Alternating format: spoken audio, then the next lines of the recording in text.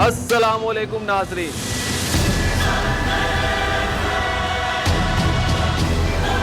میں ہوں پاکستان اور میں ہوں آپ کی آواز۔ آج ہم نے جس تحریر کو آپ کے لیے منتخب کیا ہے اس تحریر کا عنوان ہے عمران حکومت کی ناکامی کے اسباب، اور اس تحریر کو لکھا ہے جناب ڈاکٹر مرزا اختیار بیگ صاحب نے۔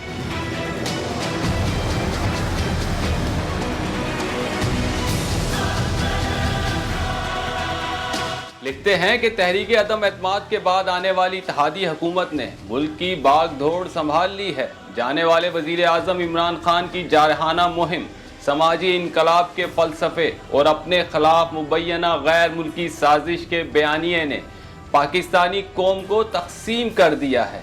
آج ہم یہ جاننے کی کوشش کریں گے کہ پی ٹی آئی حکومت کی ناکامی کی وجوہات کیا ہیں۔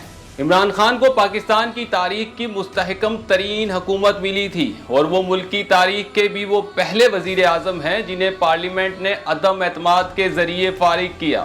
2008-2013 تک پیپلز پارٹی اور 2013 سے 2018 تک مسلم لیگ نون کی معاشی کارکردگی کا جائزہ لینے سے واضح ہو جاتا ہے کہ اس دوران ملک کی جی ڈی پی 5% سے زیادہ رہا، فی کس آمدنی میں اضافہ ہوا، زراعت کے شعبے میں خود کفالت حاصل رہی، لوڈ شیڈنگ کا خاتمہ، اور کراچی میں طویل عرصے بعد امن و امان قائم ہوا۔ لیکن عمران خان نے حکومت میں آتے ہی سیاسی اختلافات کو دشمنی میں بدل دیا، جو ایک خطرناک مائنڈ سیٹ تھا۔ وہ 3 سال 7 ماہ کنٹینر مائنڈ سیٹ سے باہر ہی نہ نکل سکے۔ ان کی تقاریر میں اپوزیشن کو رگڑنے کی بات ہوتی تھی، جس کے لیے انہوں نے ریاستی اداروں کو بھی استعمال کیا، اور وہ آخری دن تک اپوزیشن لیڈر کے مائنڈ سیٹ سے باہر نہ نکل سکے، جبکہ کامیاب حکومت چلانے کے لیے برداشت، بردباری اور عوام کو ریلیف دینا ضروری ہوتا ہے۔ پی ٹی آئی حکومت نے کسی بھی حوالے سے کوئی تیاری اور ہوم ورک نہیں کیا تھا۔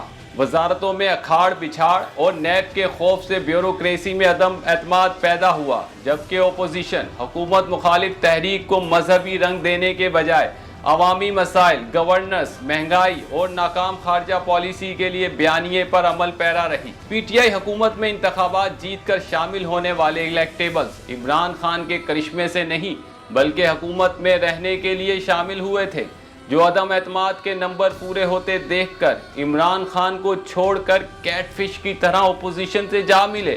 عمران خان نے جہانگیر ترین علیم خان اور دیگر پرانے ساتھیوں کو سائیڈ لائن کیا، جنہوں نے وقت آنے پر بدلہ لیا۔ عمران خان کے دور حکومت میں سب سے زیادہ مسائل وزارت خزانہ میں دیکھنے میں آئے۔ اپریل 2019 میں وزیر خزانہ اسد عمر اور سیکرٹری خزانہ یونس ڈھاگا، جو آئی ایم ایف سے بہترین مذاکرات کر رہے تھے، انہیں راتوں رات عہدے سے ہٹا کر سینیٹر عبدالحفیظ شیخ اور نوید کامران بلوچ کی نئی ٹیم کو آئی ایم ایف سے مذاکرات کے لیے مقرر کیا گیا، جنہوں نے آئی ایم ایف کی زیادہ تر شرائط مان کر ایک سخت معاہدہ کیا، جس کے ملک کی معیشت پر منفی اثرات مرتب ہوئے۔ لیکن بعد میں عبدالحفیظ شیخ کو بھی فارغ کر دیا گیا اور ان کی جگہ حماد اظہر وزیر خزانہ بنے۔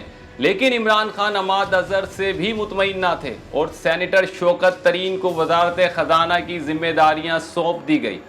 یہی ایف بی آر کے چیئرمین کے ساتھ کیا گیا۔ پی ٹی آئی حکومت میں ایف بی آر کے 7 چیئرمین تبدیل کیے گئے، جن میں جہاں زیب خان، شبر زیدی، نوشین امجد، جاوید غنی، عاصم احمد، ڈاکٹر اشفاق احمد اور حالیہ چیئرمین عاصم احمد شامل ہیں، جنہیں دوسری مرتبہ چیئرمین مقرر کیا گیا ہے۔ عمران خان نے آئی ایم ایف کے پروگرام میں ہونے کے باوجود عوامی دباؤ پر صنعتی ایمنسٹری اسکیم، پیٹرول کی قیمت میں 10 روپے فی لیٹر اور بجلی کے نرخوں میں 5 روپے فی یونٹ کمی، پیٹرولیم لیوی کا خاتمہ اور پیٹرولیم مصنوعات پر سیلز ٹیکس میں جون 2022 تک کمی کا اعلان کیا، جس سے قومی خزانے پر 250 سے 300 ارب روپے کا اضافی بوجھ پڑا۔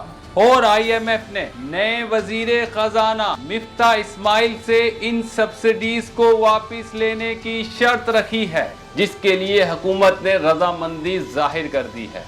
عمران حکومت میں احتساب اور بیرون ملک سے 200 ارب ڈالر کی لوٹی گئی دولت واپس لانے کے نام پر قومی خزانے سے اربوں روپے ادا کیے گئے، لیکن بیرون ملک سے $1 بھی نہیں لایا جا سکا، بلکہ ریکوری کے بغیر براڈ شیٹ کو جرمانے کی مد میں 28.7 ملین ڈالر اور مجموعی طور پر 63 million dollar Pakistan high commission London کے اکاؤنٹ سے عالمی عدالت کے حکم پر ادا کیے گئے۔